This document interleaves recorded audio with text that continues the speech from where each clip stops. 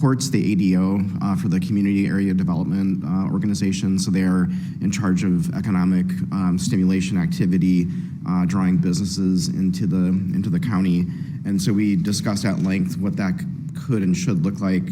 And I'd like to make a motion to have representatives from the Port, whoever they choose to send, come to City Council and discuss their plan for economic development and also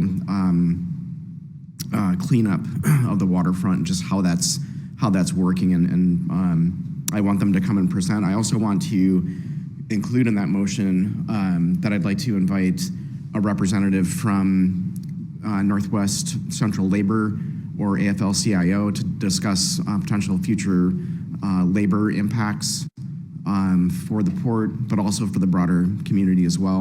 And I'd like to do that in light of a pending noise ordinance that this council may be considering at some point in the future. Second. Motion's been made by the chair and seconded by Councilmember Williams. Is there further discussion? Seeing none, go ahead, Councilmember Williams. Part of where this came from was,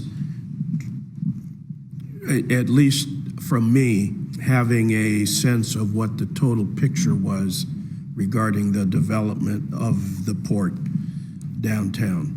And it seems like we are getting a lot of information from community groups and things like that, but at the meeting where we did listen to some elements of organized labor and what that development down there means to them, I felt that we needed to get a bigger picture of what the plans are down there before we make a decision.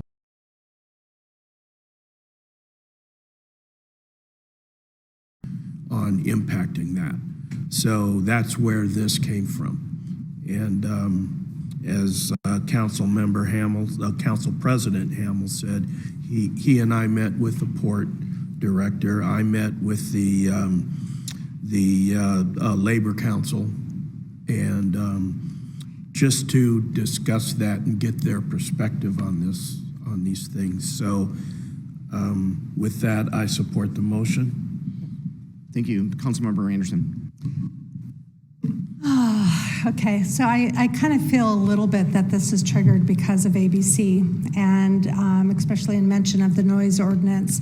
And if we're inviting the Port to come talk, hopefully it's about the broader perspective of economic development outside of this particular project.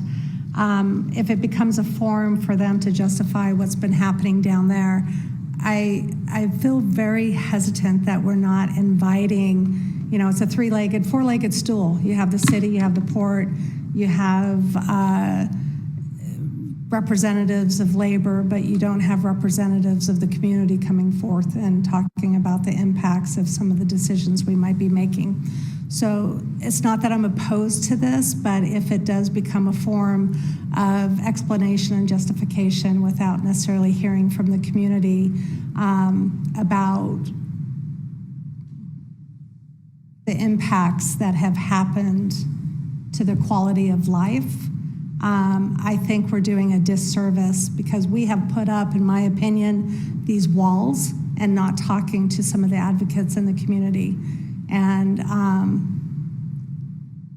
they don't have a seat at the table yet to be able to come forward and talk with us about it. So if we're going to go forward with this and it turns out to be a session where quite a bit of the time is spent about why we shouldn't be making changes based on the impact or perceived impact of labor and jobs, then I think we should have an equal opportunity afterwards for the community to come forward and have a work session to talk about the impacts of the quality of life based on what's been happening down at the waterfront. So just kind of sending that over the bow that I hope it is a very broad conversation and doesn't become a target regarding what's happening with ABC. But if a majority of our time and discussion starts to hone in and focus on that, I'll be making a motion to be able to offer an equal opportunity for the community to come forward and talk about the impacts about potential decisions regarding a sound ordinance. I'm going to recognize Councilmember Williams.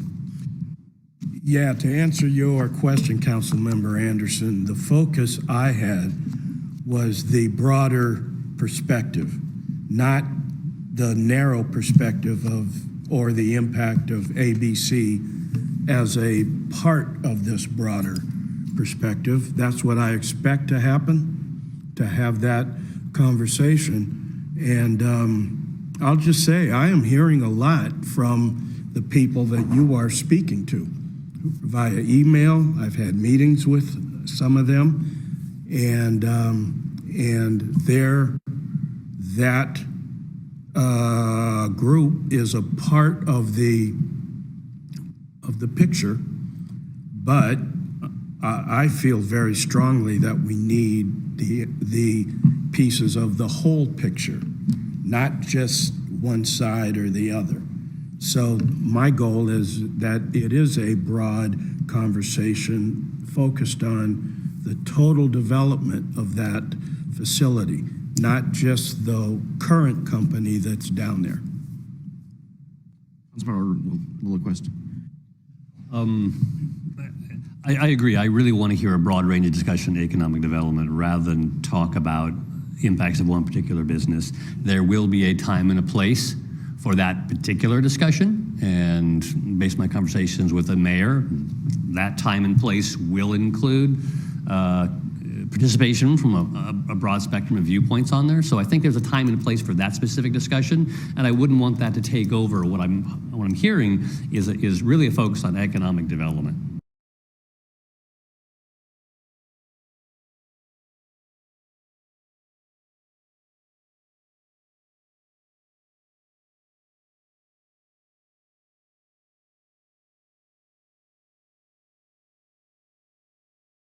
And the various aspects of it. This morning I attended the Whatcom County's Business and Commerce Committee. This is a subcommittee actually created by the county to advise the county on economic issues, but is actually hosted at the port as the ADO. I mean, there's a lot of community discussions on economic development. I think that's a sort of broad discussion that we want to talk about. By the way, in that discussion, they talk about housing an awful lot. They talk about childcare, that was a topic. They've talked about Bellingham's tree ordinance. Right? What is the impact if the city does indeed want to preserve more green space on the ability to develop, say, more housing? So, I mean, the discussions that we're talking about are being discussed in the context of economic development over in those meetings and by port officials. And so I would appreciate that broad conversation. And that's what I'm hoping we would hear from the port if they accept our invitation. Further discussion to the motion. I'll take a turn here. So my intent is not to be exclusive of any voices when it comes to economic development at the port or future jobs. The port indicated to Councilmember Williams and I that they are going to be spending $27 million to dredge the channel in front of the shipping terminal with potential customers like car companies to import vehicles, electric vehicles into the U.S. That would make that port more competitive with Vancouver, BC, with Tacoma, Seattle, Longview, and right now we are not competitive at all. We couldn't even win that contract with NOAA years ago, if you recall that. So I want to make sure that we are able to work in concert with the port. One of the perennial issues that I've heard over my 35 years in Bellingham is that there are not enough good paying jobs in this community, and people can't afford to live here, and the cost of housing, as we know, is just rising so quickly. So if we're able to provide some degree, or if we're able to understand what the impacts of decisions that we make on this dais are to job creation, to attracting employers here to this community, I want to be able to understand what that looks like. So that is the intent, and that's the intent in bringing labor here. And I am not opposed to including the voices of impacted individuals. And like Councilmember Williams, I have also met with leadership from those groups. We have all received hundreds of emails, and so there's no communication vacuum in that regard. But I'm not I would never exclude them from coming and presenting in addition to the port. But I think that there's an order of operations when it comes to understanding the impacts on employment and labor. And those are the first two pieces that I wanted to include, and I'm happy to include other voices. Go ahead, Councilmember. And I realize that we receive a lot of emails, and we receive emails, at least I have, on both sides of the issue. My concern is the two-way communication. So, and from what I'm hearing from individuals in the community, there's not necessarily a lot of communication from the city going out to them for fear of litigation. And so that's the wall that I speak of. And that's an issue. And we have to be able to work with all of our constituents, whether it's the port, whether it's the unions, the employees, the businesses, but also the community members. And when our communication outwardly stops, that two-way dialogue, that's my concern. That, yes, they do send a lot of emails, but how many emails get sent back answering those questions? That's what I would like to acknowledge. Because I don't think it's sufficient. And at least that's what I hear from individuals. So there's been kind of a silence that has happened under guidance. And if we're going to have people come here and we're able to ask them questions and they're presenting, again, broad, big picture, but if it turns into a session that we're focusing on one industry, and because of the decisions being based on those impacts, that's my concern, that the community is going to feel that we are showing more of a partisan view of listening and exchanging with one direction and not necessarily with the residents. And I just want to be mindful of that and acknowledge the perception that will happen based on it. I'm not saying that we shouldn't have the meeting, and I think it's good to be able to talk about economic growth and their plan. I just want to be very careful during that meeting how much focus happens on one area where perhaps our community is feeling that they don't have a quality of dialogue. Because receiving emails and reading them is one way. But if we're not responding as a city to those specific questions, then it's not dialogue. And so people don't know if they're being heard.